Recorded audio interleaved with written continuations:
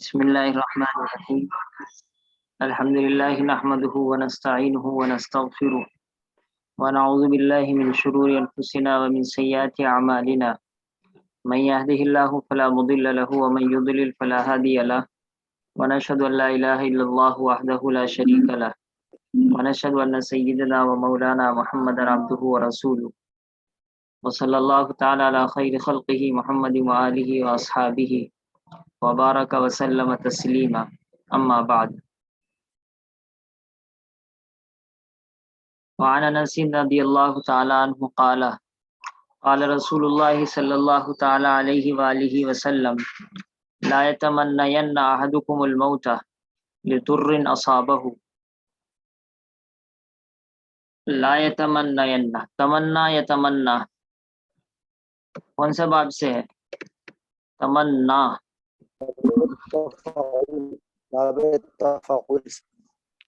باب تفاعل سے کیا پہچان ہے؟ بولو بنت نوشاد جواب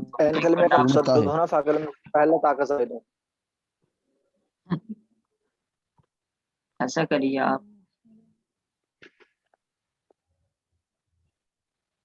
چلیے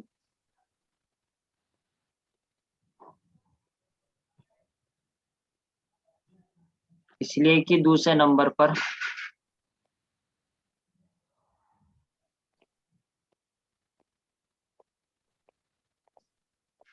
پہلے نمبر پر تا آ رہی ہے اور درمیانی لفظ مشدد ہے لا یتمنا اس کے بعد لا یتمنا میں نون تاکید ثقیلہ لگایا. نون تاکید ثقیلہ آخر میں لگایا جاتا ہے یعنی نون مشدد تاکید پیدا کرنے کے لیے. یہ مضارع کے شروع میں بھی آتا ہے، امر کے شروع میں بھی آتا ہے، نہیں کے شروع میں بھی آتا ہے. اگر استفہام کرنا ہو تو استفہام کے شروع میں غلط کہہ رہا ہوں، آخر میں، یعنی جب مضارع استعمال کریں گے تو اس کے آخر میں آئے گا، نہیں استعمال کریں گے تو اس کے آخر میں آئے گا، امر استعمال کریں گے تو اس کے آخر میں آئے گا. تو اس میں ہوتا یہ ہے کہ اگر واحد کا صیغہ ہے، جیسے یہ تمنا یہاں پر واحد کا صیغہ ہے، تو پھر اس نون سے پہلے زبر آتا ہے. لا یتمنا ین، لا یتمنا، لا یتمنا تھا تو نون سے پہلے زبر لانا تھا ہم کو، لا یتمنا ین ہو گیا. تو یہ نہیں کا صیغہ ہے، لیکن آخر میں آپ یہ نہیں کہیں گے کہ نہیں کہ تو آخر میں جزم آتا ہے، نہیں مجزوم ہوتی ہے. اس کا جواب یہ ہے کہ یہاں پر نون تاکید ثقیلہ آ گیا، اور جب نون تاکید ثقیلہ آ جائے اب نہیں ساکن نہیں رہتی، اب تو وہ مشدد آخر میں نون آئے گا. ایک بات اور، اس لفظ کے اندر جب نون تاکید ثقیلہ لگ جاتا ہے تو دونوں معنی پیدا ہو سکتے ہیں. نہیں بھی کہہ سکتے ہیں آپ، یعنی اگر کسی کو منع کرے لا یتمنین، وہ تمنا نہ کرے، اور نفی بھی ہو سکتا ہے یعنی خبر دیں وہ تمنا نہیں کرے گا. تو اگر آپ اس کو کسی کو حکم دے رہے ہیں تو اس کو نہیں کہیں گے، اور اگر کسی کے بارے میں خبر دے رہے ہیں تو اس کو نفی کہیں گے. تو یہاں پر اٹک جاتا ہے آدمی کہ دیکھنے میں یہ تمنا یا نہیں رہے گا. اب آگے سیاق و سباق دیکھ کر آپ کو فیصلہ کرنا ہوگا کہ آپ نہیں کا ترجمہ کریں یا آپ نفی کا ترجمہ کریں. نہیں کا ترجمہ کریں گے ہرگز وہ تمنا نہ کرے، یعنی حکم ہے آپ کی طرف سے، اور نفی کا ترجمہ کریں گے ہرگز وہ تمنا نہیں کرے گا، یعنی آپ خبر دے رہے ہیں. تو ظاہر سی بات ہے آپ صلی اللہ تعالی علیہ وسلم یہاں خبر تو دے نہیں رہے ہیں کہ تم میں سے کوئی موت کی تمنا نہیں کرے گا، آپ کیوں خبر دیں گے؟ آگے آ رہا ہے کہ اگر کرنی ہو تو یہ کہہ دے. تو اس کا مطلب یہ ہے کہ یہاں آپ صلی اللہ علیہ وسلم کو خبر دینا مقصود نہیں ہے، بلکہ آرڈر، حکم دینا مقصود ہے، ہرگز تمنا مت کرے. تو دیکھنے میں تمنین نہیں رہے گا، لیکن آگے سیاق و سباق کے ذریعے سے آپ نہیں یا نفی متعین کریں گے، تو ہم نے اس کو نہیں متعین کیا. تو ہرگز کوئی تمنا نہ کرے، تم میں سے کوئی تمنا نہ کرے، احدکم اس کا فاعل ہے، الموت موت کی، بہت آسان ہے مفعول بھی، لدرن مصیبت کی وجہ سے، جب بھی وجہ آئے گا ایک دم آپ سمجھ جائے کہ لام سببیہ ہے، یعنی لام حرف جر تو ایک عام لفظ ہے، حرف جر کی بہت ساری قسمیں ہیں، لام تعلیلیہ بھی ہو سکتا ہے، لام اختصاص بھی ہو سکتا ہے، لام زائدہ بھی ہو سکتا ہے، اور لام، اور کیا ہوتا ہے لام اختصاص، لام تملیک بھی ہو سکتا ہے۔ تو لام حرف جر تو ایک عام چیز ہے، لیکن اس حرف جر کے اندر کون سی قسم ہے؟ یہ سببیہ ہے، سببیہ اور تعلیلیہ تو ایک ہی ہوتا ہے کہ تم میں سے کوئی تمنا نہ کرے موت کی وجہ سے، تو وجہ ترجمہ ہو رہا ہے تو لام لام تعلیلیہ کہلائے گا، یہ لام لام سببیہ کہلائے گا۔ درن مصیبت کی وجہ سے، اصابہ جو اس کو پہنچی ہو، مصیبت جو کہ اس کو پہنچی ہو۔ اچھا آپ یہ بتلائے، میں ترجمہ کر رہا ہوں، جو اس کو پہنچی ہو، تو جو کہاں آتا ہے؟ جو تو اس میں موصول میں آتا ہے، حالانکہ اس میں موصول یہاں پر استعمال نہیں ہوا، تو پھر میرا ترجمہ غلط ہے یا پھر آپ کا قاعدہ غلط ہے؟ جی اس میں موصول کیوں نہیں استعمال ہوا صفت یہاں بنے پر؟ گی، صفت نہیں درن بنے کی گی۔ صفت ہے۔ اردو میں ایسے ترجمہ کریں گے حضرت۔ یہ میں نے آپ کو بڑھیا سکھا دیا ہے کہ اردو میں ایسے ہی ترجمہ کریں گے۔ سفید کا کالا، کالے کا سفید، کوئی بھی کہے کہ بھائی ہم اردو میں ایسے ہی ترجمہ کرتے ہیں۔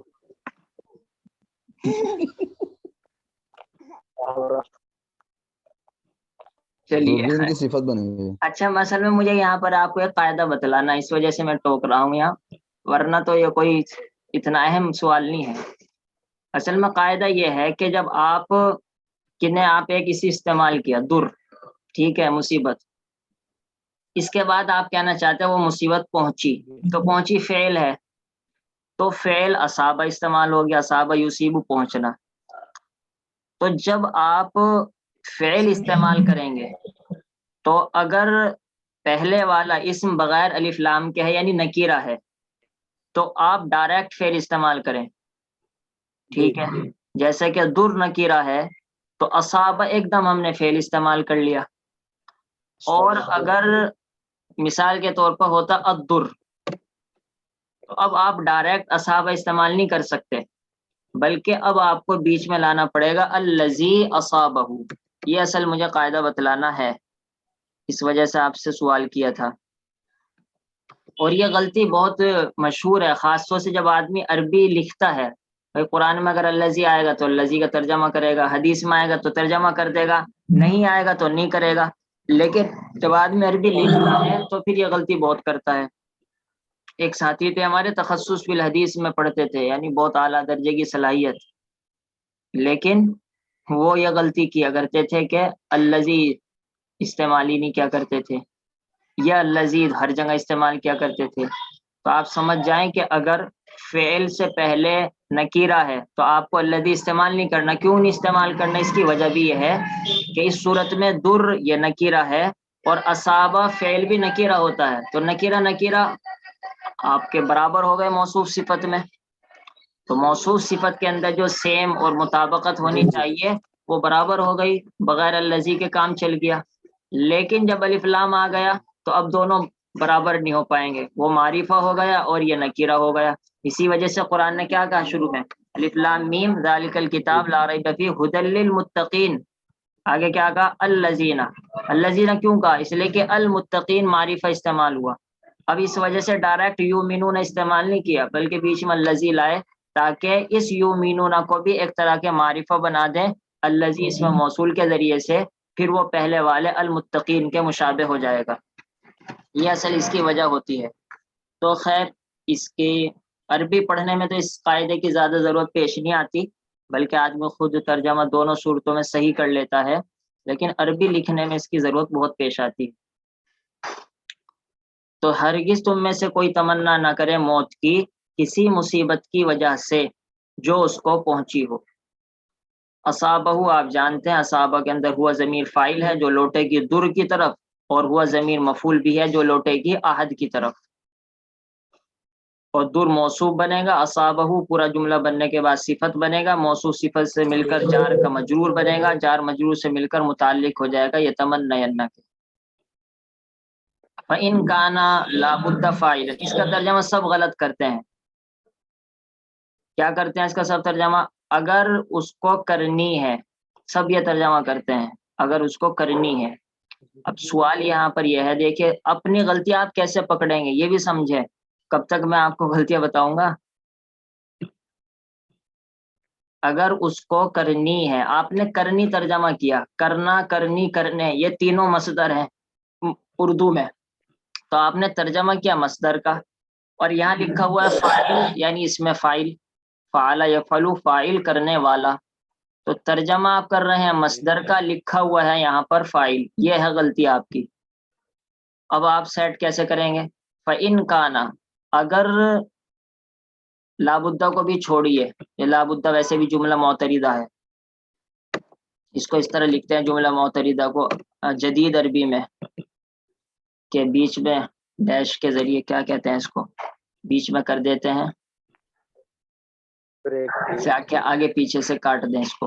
तो अगर वो आदमी करने वाला है, ये असल तर्जमा सही होगा। इन काना हुआ ज़मीर इसका इसम है काना का, क्योंकि काना फेल नाकिस है ना। अगर वो आदमी करने वाला है, लाबुद्दा जरूर ही करने वाला है, बस ये है लाबुद्दा, अगर वो आदमी जरूर ही फाइलन करने वाला है। आप में से बहुत से कह रहे थे कि हम अल्लाह हमें मौत दे दे, इतने से हालात में घबरा जाता है इंसान,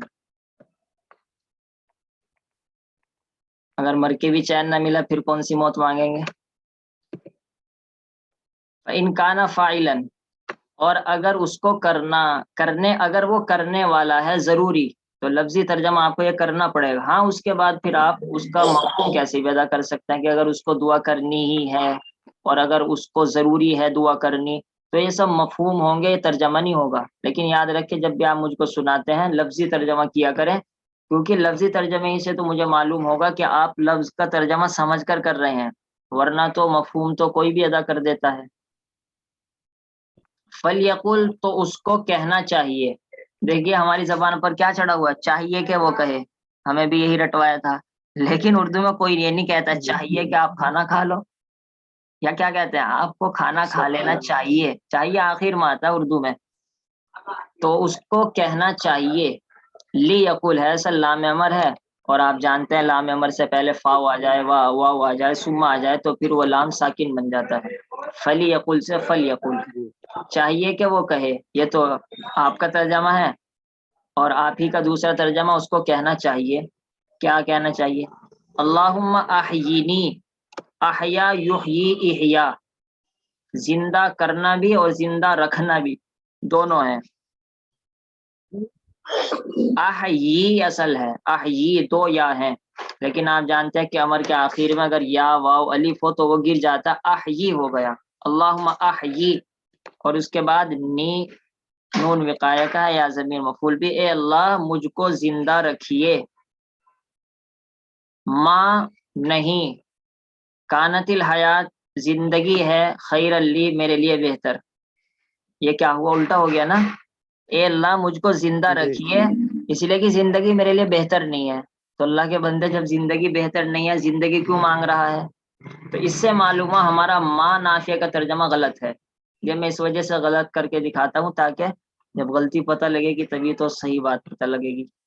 उसके बाद हम माँ मौसूला बनाएंगे, जिंदा रखिए मुझको वो के जिंदगी बेहतर है मेरे लिए, बिल्कुल बेकार तर्जमा। अब ये माँ को बनाइए माँ बिमाना माँ दामा, जो होता है जब के, जब तक, माँ बिमाना माँ दामा, जिसको माँ जरफिया कहते हैं। ए अल्लाह मुझको जिंदा रखिए जब तक के जिंदगी बेहतर हो मेरे लिए। अब तर्जमा अच्छा लगा,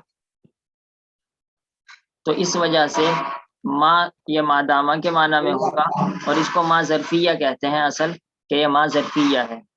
اے اللہ مجھ کو زندہ رکھیے اس وقت تک جب تک کہ زندگی میرے لیے بہتر ہو. یہ تو بہت آسان سی ترکیب ہے. کانا فعل ناقص الحیات، اس کا اسم ہے خیر اللی، اس کی خبر بن جائے گی، اور ماں مفعول فی مقدم بنے گا، مفعول فی مقدم. وتوفنی، اور اے اللہ مجھ کو وفات دے دیجیے. یہاں پر بھی یہی ہوا ہے، اصل ہے توفا یتوفا، باب تفاعل سے ہے، کیونکہ پہلے نمبر پر تا ہے، دوسرے نمبر پر درمیانی لفظ فا مشدد ہے، کیونکہ اصل تو توفا ہے نا. قرآن میں بھی اللہ یتوفى الانفس، ہم بھی کہتے ہیں وفات ہو گئی، وہ وفات وہی ہے.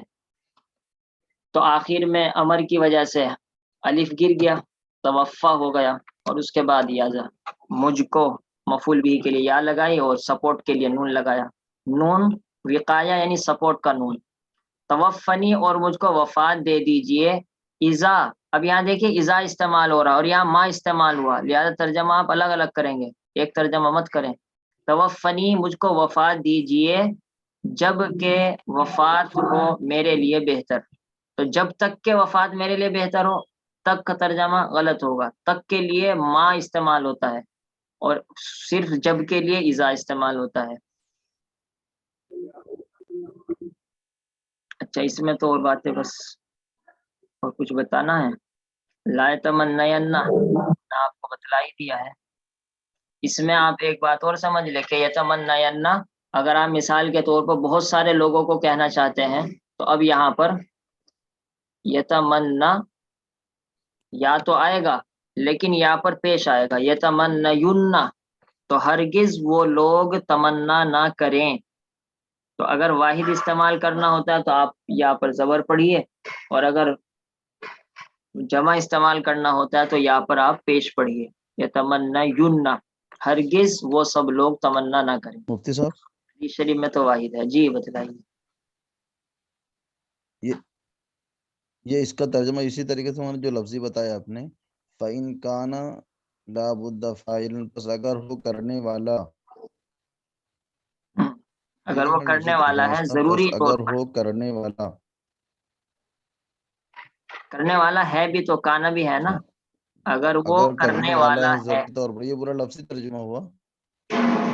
جی جی، اگر وہ کرنے والا ہے ضروری طور پر، لابدہ ضروری، لازمن ضرورتن.